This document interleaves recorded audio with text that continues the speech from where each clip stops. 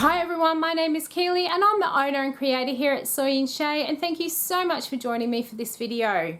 Now over on the Create with Soy and Shea Patreon page, I asked my members what sort of body scrub recipe that they would like to receive for this month, and the voting was very close, but a cleansing surfactant based scrub actually came out on top by one vote. So that's what we're going to make today. Now if you want to get your hands on this recipe, all you need to do is follow the link down in the description box and join up at $5 and above, and you'll be able to get this recipe for the next 3 months. Now given the current situation the world is in, I decided I wanted to make this scrub as a hand scrub, and I wanted to include some essential oils that were really going to help get our hands clean.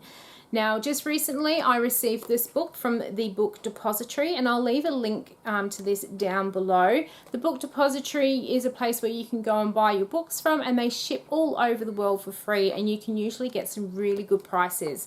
Now, this book has been absolutely amazing. It's the Encyclopedia of Essential Oils, and it's got all of the essential oils listed in them. Tells things about where they are from, how they are actually created through distillation and that sort of thing. Tells how they've been used in history, and it also gives you some of their known properties. So I have been using this book to work out the known properties of essential oils that I wanted to use, and I also use the essential oil calculator to come up with a really good blend for this.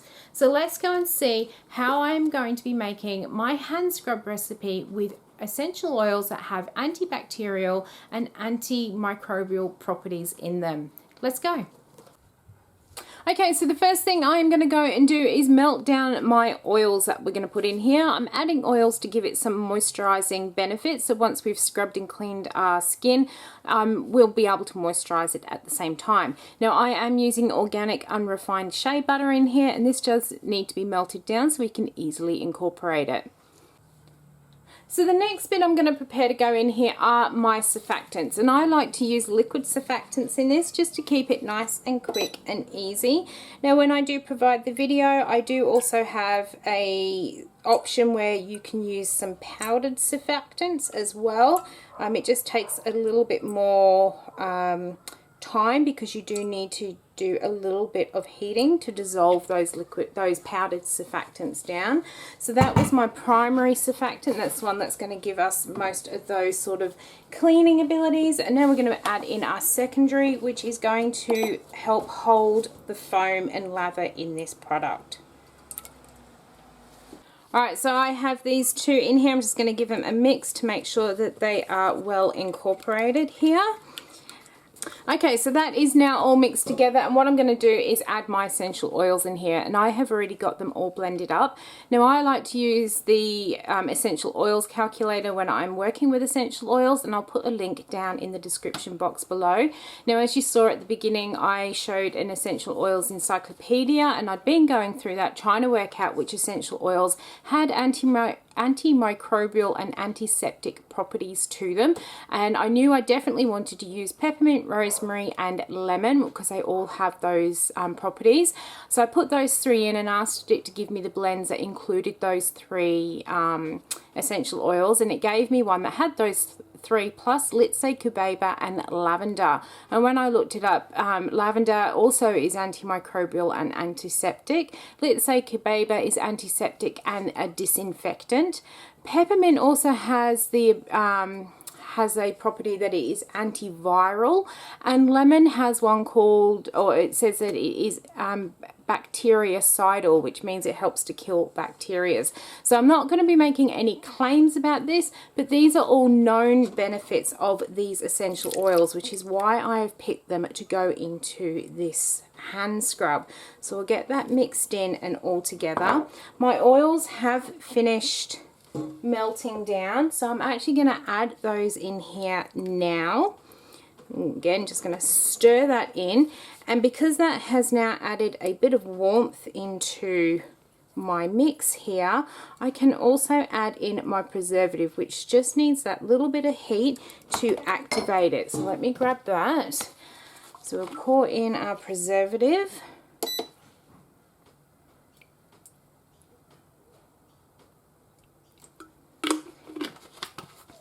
I am going to mix all that together, and then we can start adding in all the scrubby goodness, which will help to lift all that dirt and grime from off our hands.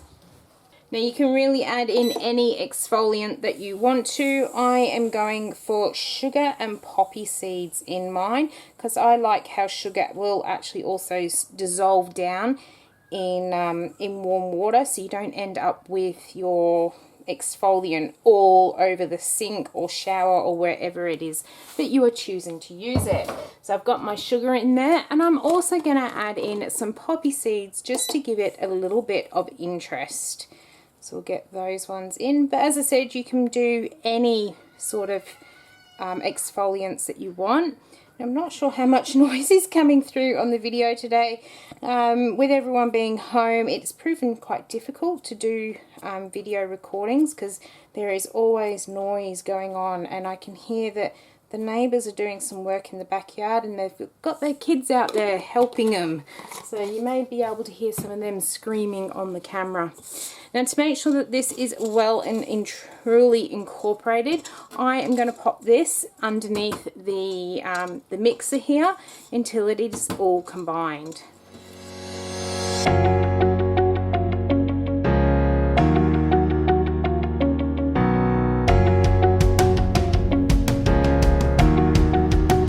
Alright, so this has had a good mix. I'm just going to get my beater here all cleaned off so we don't have any wastage, and then I'm also going to get my spatula and just make sure that I go around all the sides and give it another good stir by hand, just to make sure that the mixer hasn't missed any bits.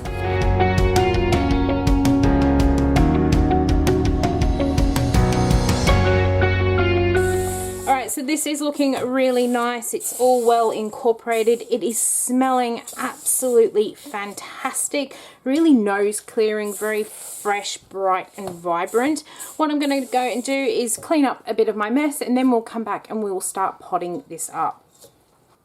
Okay, so it's time to start getting this potted up. Now this year I made the change for my sugar scrubs to put them in these little clip lock containers. Now they are still a plastic container, however they are a lot more durable than the pots that I was using. Very easy to clean out, and as such I then decided to also offer all my scrubs in a refill pouch, and these pouches are recyclable, so we know that we're actually doing some good for our environment, and all you do is you empty this pouch back into your jar and off you go again. But for now I'm just going to fill these jars up. But I've got to pop my mix onto the scales here, and this is the easiest way I find. I then just start to spoon my mix into my jars here until I get to the amount that I want. It just saves having to put the jar on and off the scales all the time. Now you can also add colour into this if you want to. I've just decided that I like the natural colour of this. It kind of suits the whole theme here. So we are almost full, a little bit too much, and that's perfect. So then we've got all of our scrub in there. Just clean the edges off, flip our lid over and shut it up. So I'm going to fill up all of these.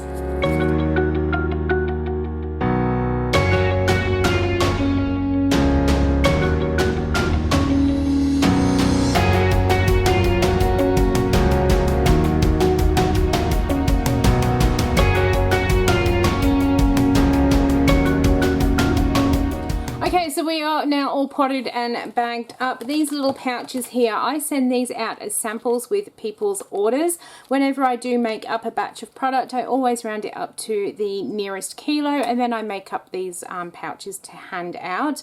I have only done a small batch today because this is a new product.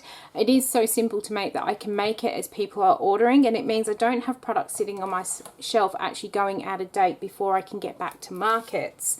What we're going to do with this, I have my labels here. I print these up on a HP printer, and it's a laser printer, and I use CorelDRAW to design them, and I've printed them up on some waterproof paper because I know that these pots are going to go near sinks and come into lots of contact with water, and I don't want the information actually coming off them.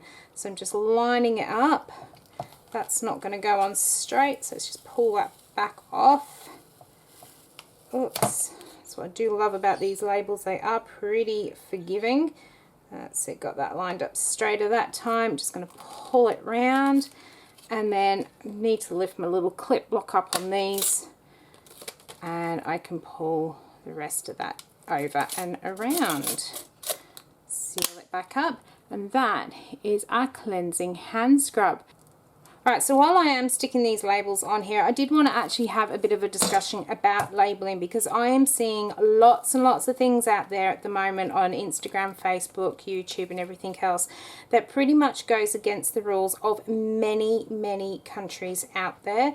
It is best to do your own research into what your country's rules and regulations are, but it is with regards to claims and certain words you can and cannot use on products.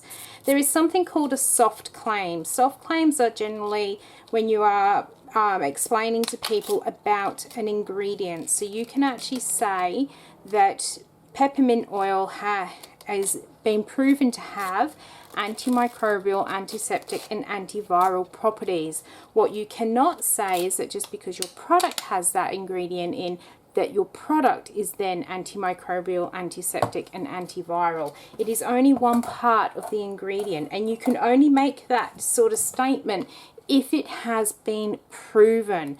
Now, I've got that information from out of that encyclopedia, and they do have all the case studies and everything listed in there as well. So I can actually say that about the essential oil, but I can't make that claim about this product.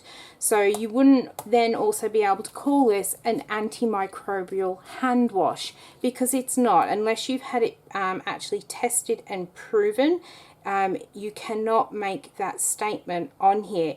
You can say, possibly, depending upon your country's rules and regulations, so you will need to check it, that it is made with essential oils known to have these properties, but you cannot make it a hard statement about your product.